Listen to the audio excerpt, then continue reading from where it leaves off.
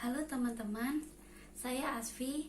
Saya akan mereview sebuah novel yang berjudul Sayang Tanah Ini Cinta Kita. Sebuah novel ini ditulis oleh seorang penulis yang bernama Ismail Maimun. Sebelum saya membahas lebih lanjut tentang novel ini, saya akan memperkenalkan terlebih dahulu siapa itu Ismail Maimun. Ismail Maimun adalah seorang penulis yang berasal dari Pamekasan yang biasa kita kenal sebagai Pulau Garam, yaitu Madura. Ismail Maimun lahir pada tahun 1983. Dia menyelesaikan jenjang pendidikannya di sebuah pesantren yang ada di Pamekasan, dan dia juga pernah belajar walaupun sebentar di Hidayatullah Surabaya. Lalu dia melanjutkan di Jakarta untuk menyelesaikan pendidikan yang lebih tinggi di IAIA Jakarta. Prestasi Ismail Maimun tidak hanya menyelesaikan buku ini atau novel ini, tetapi dia juga dapat menyelesaikan talaki hafalan Al-Qur'annya dalam waktu yang cukup singkat, yaitu 6 bulan. Dan Ismail Maimun ini adalah seorang pemimpin pesantren Tahfidz Al-Qur'an Al-Madinah Talaga Cikarang, Bekasi. Dan dia juga seorang penulis media silaturahmi yang bernama Al-Madinah. Oke, yang selanjutnya saya akan membahas tentang sebuah novel yang ditulis oleh Ismail Maimun yang berjudul Sayang Tanah Ini Cinta Kita. Yang pertama saya akan membahas cover yang terdapat di dalam novel ini.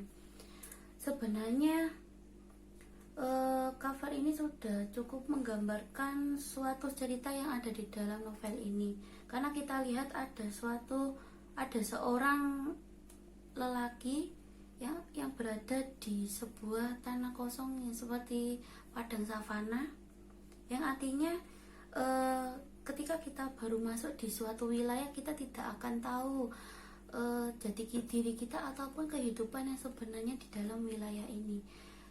Kita akan tahu kehidupan yang sebenarnya atau jati diri kita sebenarnya setelah kita masuk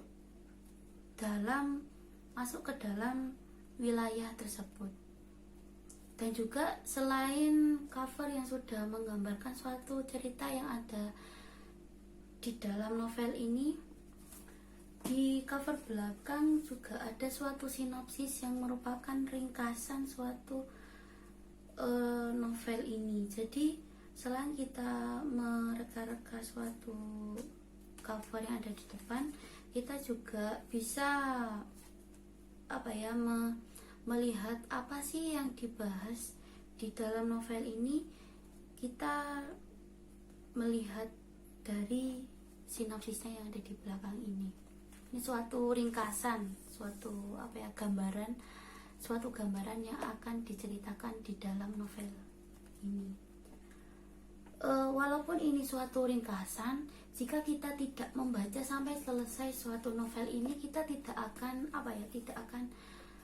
tahu lebih detail tentang apa sih novel ini. Jadi saya sarankan kalian membaca novel ini sampai selesai ya, walaupun novel ini cukup tebal juga. Yang selanjutnya saya akan, karena terlihat lebih tebal seperti ini, saya akan mengukur panjang dan lebarnya novel ini.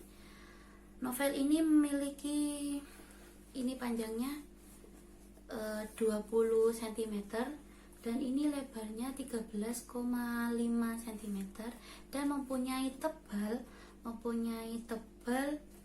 3 hampir 0,5 cm. Dan novel ini mempunyai berat sekitar 500 gram dan memiliki 432 halaman. Dan di dalam novel ini, sebelum masuk di bab-bab yang ada di novel ini, kita disuguhkan oleh beberapa kata-kata yang pastinya mengaitkan mengaitkan cerita yang ada di dalam novel ini seperti ini. Dan di sini ada suatu hadis dari hadis riwayat At-Tirmizi dan juga suatu kata-kata yang dari Halil Gibran. Kita sudah mencapai puncak gunung, di bawah kita terbentang lembah, belantara dan padang rumput. Mari kita duduk sejenak, bercakap-cakap sebentar. Dan novel ini mempunyai 48 bab. Jelas terlihat banyak ya bab yang dibahas di novel ini. Pastinya cerita-cerita ini akan menarik. Udah juga karena seorang penulis berasal dari Pulau Madura, Ismail Maimun tidak melupakan bahasa daerahnya, yaitu bahasa Madura. Terlihat jelas dari salah satu bab yang berjudul judulnya itu menggunakan bahasa Madura, yaitu lebih bagus pote tolang tepeng pote mata. Karena saya tidak mengenal, atau saya mengenal tapi tidak menguasai sebuah bahasa Madura, jadi saya sekilas aja tahu lebih bagus itu bahwa lebih bagus, tidak tahu selanjutnya apa. Tapi walaupun kita tidak tahu arti dari judul itu, kita akan tahu ceritanya, bahwa bab ini akan menjelaskan atau menceritakan tentang apa. Kita akan tahu ketika kita membaca cerita yang ada di bab ini. Jadi jangan khawatir walaupun kita tidak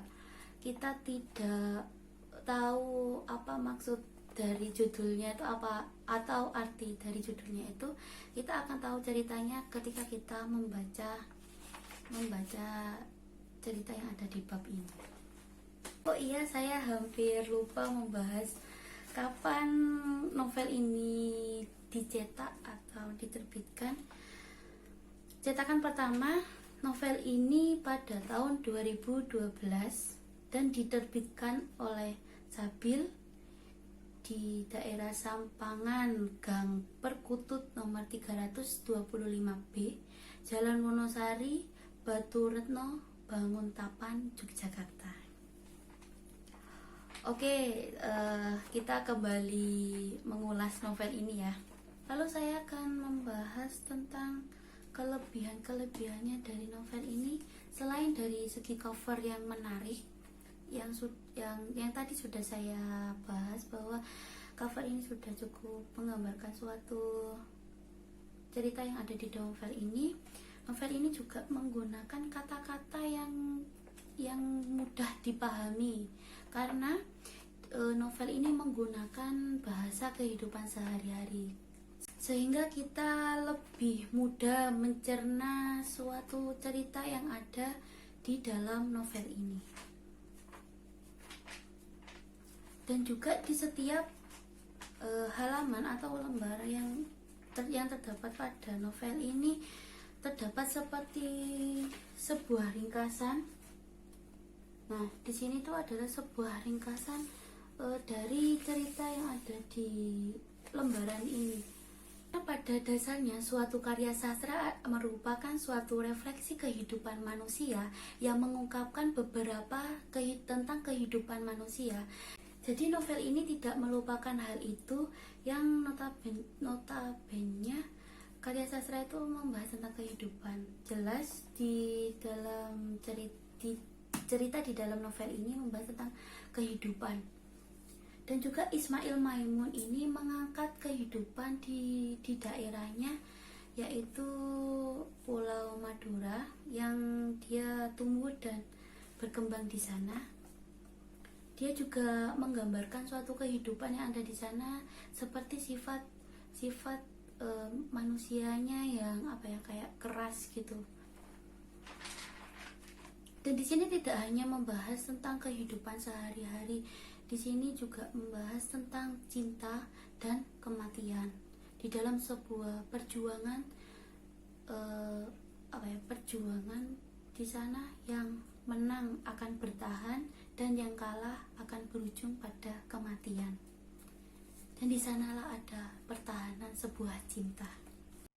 Sebelum kita masuk pada pembahasan Angkatan, suatu novel yang saya bawakan untuk saya review, sebelumnya kita harus tahu bahwa perkembangan sastra di Indonesia itu sangat pesat. Dilihat dari tahun ke tahun atau pada periode-periode sejarah sastra itu sendiri, yang dimulai dari angkatan yang pertama, yaitu angkatan Pujangga Lama sampai angkatan 2000-an seperti sekarang. Hal ini menunjukkan bahwa sastra Indonesia itu selalu berkembang, yang bisa dibuktikan dari setiap periode dari Pujangga Baru sampai 2000-an itu memiliki karakteristik yang berbeda-beda dan selalu berkembang sesuai dengan kehidupan pada periode tersebut.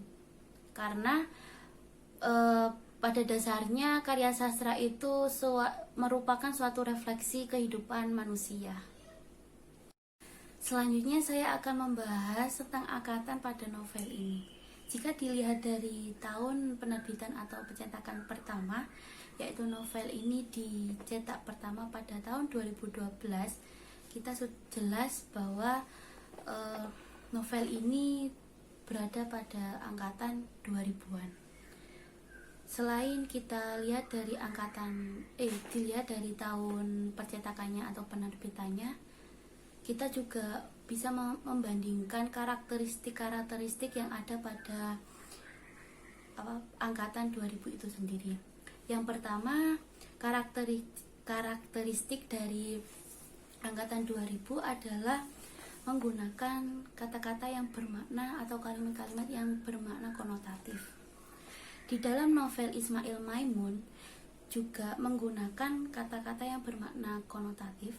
Sebelum kita membahas konotatif pada novel ini, bahwasanya kita tahu bahwa kata konotatif itu bermakna suatu kata yang bermakna yang mewakilkan suatu perasaan atau pemikiran. Dan di sini terbukti, saya kutip beberapa atau salah satu yang ada pada novel ini. Suatu perasaan di sini menggambarkan suatu perasaan seorang Nova yang pertama kali bertemu dengan seorang Novi. Seorang Nova ini memunculkan suatu perasaan atau bisa dikatakan kayak cinta gitu, karena Nova ini kagum terhadap Novi ketika Novi memanggil seorang Nova dengan sebutan kakak, karena Nova merasa tidak ada yang memanggil Nova seorang kakak. Dan juga dan juga perasaan Nova dibuktikan dari percakapan Nova terhadap temannya, yaitu pada halaman 70. Nova mengatakan, "Betulkah ini yang namanya cinta, kawan? Betulkah ini yang namanya cinta, kawan? Betulkah ini yang namanya cinta, kawan?" Hal ini jelas bahwa menggambarkan suatu perasaan cinta seorang Nova terhadap Novi. Selanjutnya, karakteristik dalam angkatan 2000-an itu menggunakan bahasa keseharian atau yang biasa disebut dengan kerakyat jelataan. Hampir semua di dalam novel ini tuh menggunakan bahasa keseharian atau kerakyat jelataan. Jadi kita akan lebih mudah mengetahui maksud cerita yang ada di dalam novel ini. Seperti halnya saya pilih salah satu contoh, yaitu pada halaman 110 pada novel ini. "Hari ini merupakan hari pertamaku menghirup udara bebas sesudah 17 hari tergeletak di kamar melebihi tahanan rumah. Aku, Waris, dan teman-teman Yang lain, Rohman Jainullah memilih berlari-lari kecil sebatas melemaskan otot-otot yang kaku untuk memperlancar sirkulasi udara, memompa sejuknya udara pagi dengan aroma buah timun suri yang menguning di sisi jalan. Jelas yang digambarkan pada suatu kalimat ini bahwa ini juga biasa kita ucapkan atau gunakan sehari-hari. Selanjutnya adalah bermunculan fiksi-fiksi keislamian. Jadi karena kita tahu ke latar belakang seorang Ismail Maimun yang menghabiskan waktunya di daerah pesantren, jadi dalam novelnya ini dia mengangkat suatu cerita atau suatu kehidupan di dalam pesantren,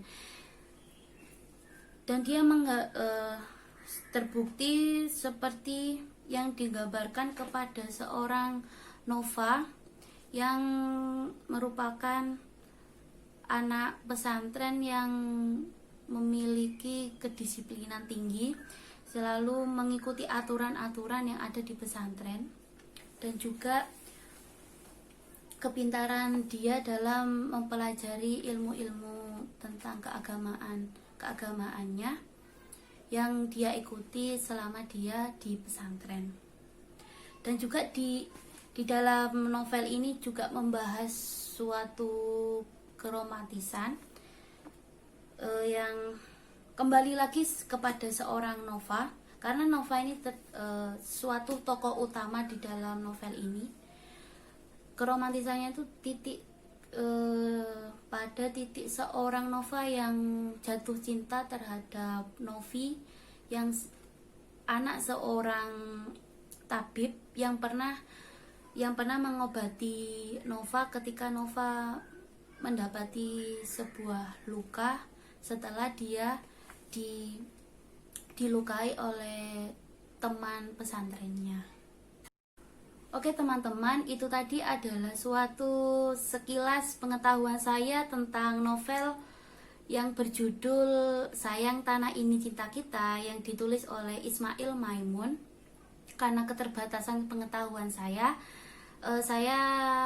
minta maaf dan terima kasih. Semoga bermanfaat. Dadah.